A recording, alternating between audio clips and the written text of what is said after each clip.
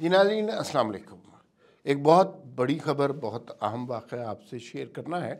अभी कुछ देर पहले सरफराज बुगटी जो इंटीरियर मिनिस्टर हैं, उन्होंने प्रेस कॉन्फ्रेंस की। उसमें एजाज़ सैयद हमारे दोस्त मौजूद थे और उन्होंने उनसे सवाल किया कि ये जो अफ़गान ट्रांज़िट ट्रेड के हवाले से जब भी स्मगलिंग का इशू आता है तो लोग बैन बैन बात करते हैं कि भाई बॉर्डर पे तो कोई और लोग खड़े हैं, और इल्ज़ाम आप कभी सियासतदानों को देते हैं, कभी अफ़गानियों को देते हैं, कभी पाकिस्तानियों को देते हैं, कभी मकामी लोगों को देते हैं।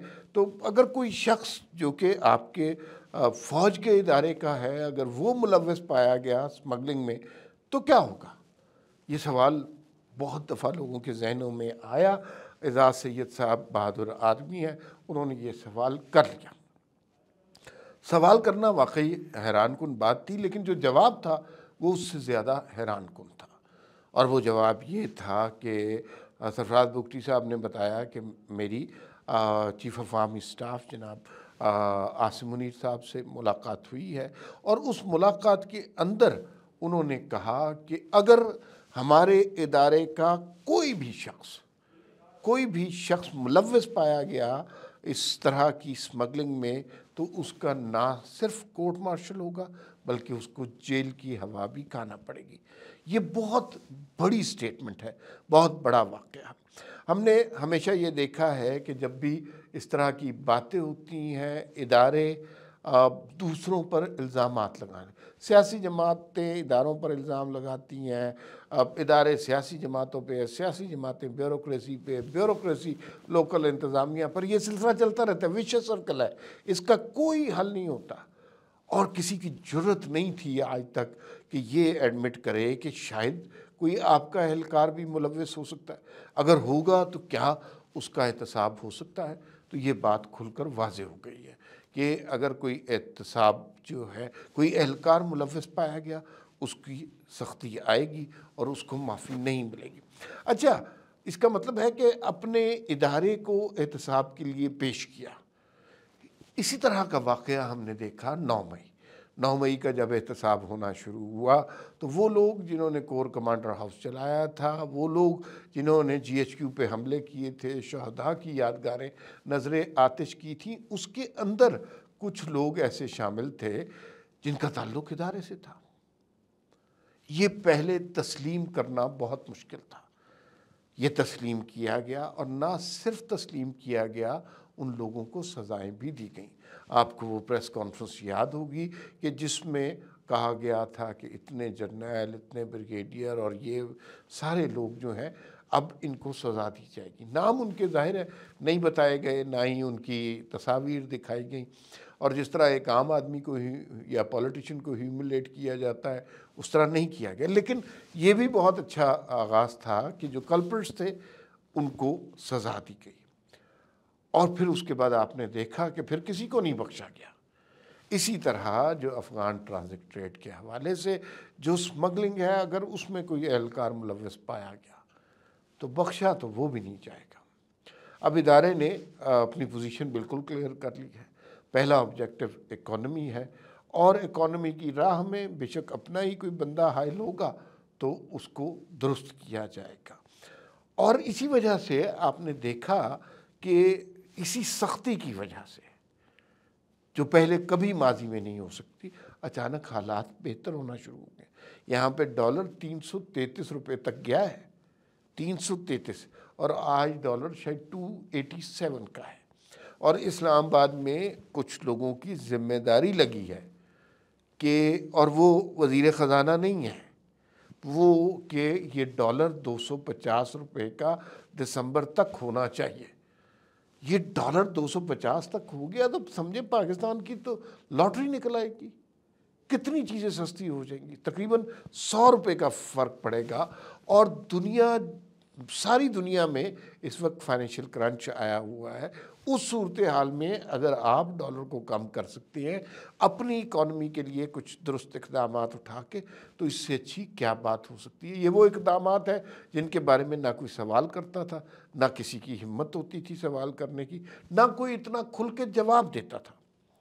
आज सरफराज बुगटी साहब ने खुल के बात बता दी कि आर्मी चीफ ने उन्होंने कहा है कि अगर कोई अपना एहलकार भी मुलव्वस हुआ اسے سزا دی جائے گی، کورٹ مارشل کیا جائے گا۔ اس طرح اکانومیز ٹھیک ہوتی ہیں، اس طرح رول آف لا قائم ہوتا ہے، اس طرح جو سماج میں غلطیاں پیدا ہوئی ہوتی ہیں وہ رفع ہوتی ہیں۔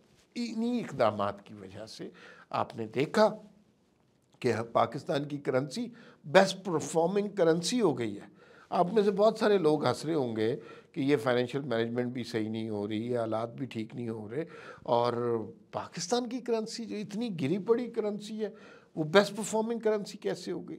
تو جناب وہ اس لیے ہو گئی کہ ہم اتنا نیچے گر چکے تھے اور اتنی بری طرح گرے تھے، اتنے بڑے جمپ ہم نے نیچے کی طرف مارا تھا کہ ہمارے پاس اوپر اٹھنے کا مارجن نہیں ہے، اور جب ہم گرے درجنوں کے حساب سے تھے تو پھر ظاہر ہے ہم جب باؤنس بیک کیا ہے تو اس میں بھی بہت بہتری آئی ہے، اور اس سے بہرحال بہت بڑا امپیکٹ پڑا ہے پاکستان کے لیے۔ یہ بہت بڑی خوشخبری ہے۔ دوسری، جہاں ہم افغان ٹرانزٹ ٹریڈ کے حوالے سے بات کرتے ہیں، دوسرا یہ ہے کہ ایک اور آپریشن پاکستان کی سلامتی کے لیے، سیکیورٹی کے لیے، امن عامہ کے لیے بہت ضروری ہے، اور وہ ہے جناب کہ جو افغانی یہاں پر آ چکے ہوئے ہیں ان کو اپنے وطن بحفاظت پہنچانا۔ یہ ایک بہت بڑی غلطی کی عمران خان صاحب نے اپنے سیاسی مقاصد کے لیے، اپنا کلاؤڈ کریٹ کرنے کے لیے، اور جنرل فیض حمید ان کے ساتھ تھے، اور اس میں انہوں نے یہ سارا کچھ کیا کہ وہ لوگ جو پاکستانی فوجیوں کے سروں سے فٹ بال کھیلتے تھے انہیں دعوت عام دی کہ آپ پاکستان میں آ کے بسیں، اور کبھی انہیں ٹی ٹی پی کا نام دیا جاتا ہے اور کبھی تحریک طالبان افغانستان۔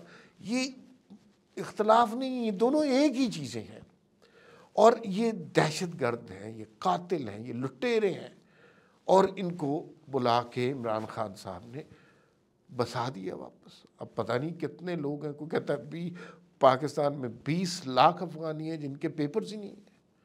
دنیا کے کسی ملک میں ایسا نہیں ہوتا کہ آپ کے پاس پیپر ہی نہ ہو، اور نہ شناختی کارڈ، نہ پاسپورٹ، نہ کچھ، اور آپ اس ملک میں رہ رہے ہو، اور نہ صرف رہ رہے ہوں، آپ کے اوپر الزام ہو کہ دنگے فساد آپ کرا رہے ہیں، بھتہ آپ وصول کر رہے ہیں، اور یہ پی ٹی آئی کی گورنمنٹ جو کے پی کے تھی اس کے وزیر بھتہ دیتے رہے ہیں، بھتہ آپ دے رہے ہیں۔ اس کے علاوہ اغوا برائے تاوان میں آپ ملوث ہیں، دہشت گردی کا الزام آپ کے اوپر آتا ہے۔ تو یہ بہت خوفناک چیزیں ہیں، اور یہ خوفناک صورتحال پاکستان کے لیے، یہ ناسور، یہ عذاب کون چھوڑ کے گیا ہے؟ جی ہاں، یہ عمران خان صاحب کا کیا دھرا ہے۔ اس کو میں سمجھتا ہوں عمران خان کے بہت سارے جرائم ہیں۔ ہم اکثر ڈسکس کرتے ہیں کہ آئی ایم ایف سے غلط معاہدہ کر دیا، آئین توڑ دیا، اور پتہ نہیں ملک میں گالی کلچر کر دیا، اور یہ سب کچھ، لیکن سب سے بڑا جرم جو ہے وہ یہ جو ان کو افغانیوں کو یہاں بسا گئے ہیں، ان دہشت گردوں کو کہا کہ آپ امن پھیلائیں۔ دہشت گرد کیسے امن لا سکتا ہے؟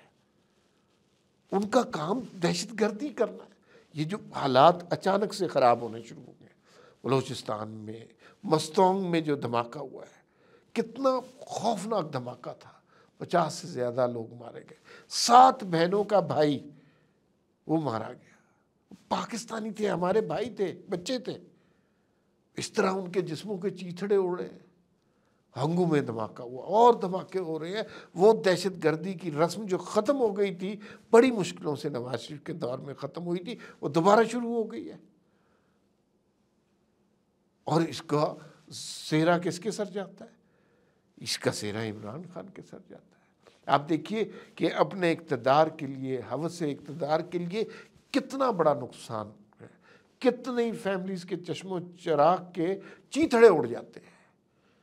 اور عمران خان صاحب تھے، انہوں نے کہا کہ نہیں، یہ بڑے اچھے لوگ ہیں، انہیں پاکستان آنے دیا جائے۔ جنرل فیض حمید نے کہا آل از اوکے، گڈ۔ اب دیکھ رہے ہیں اس ایک فیصلے کا نتیجہ، پاکستان میں بڑی مشکلوں سے امن ہوا تھا، اور اب اس امن کی دھجیاں ہر کسی دھماکے میں اڑتی ہمیں نظر آتی۔ عمران خان کے جرم بے پناہ ہیں، لیکن ان لوگوں کو پاکستان آ کر بسانا یہ سب سے بڑا جرم ہے، جس کا بھگتان شاید آنے والی کئی نسلیں دیتی رہیں گی۔ فی الوقت اتنا ہی، پھر ملاقات ہوگی۔ اللہ حافظ۔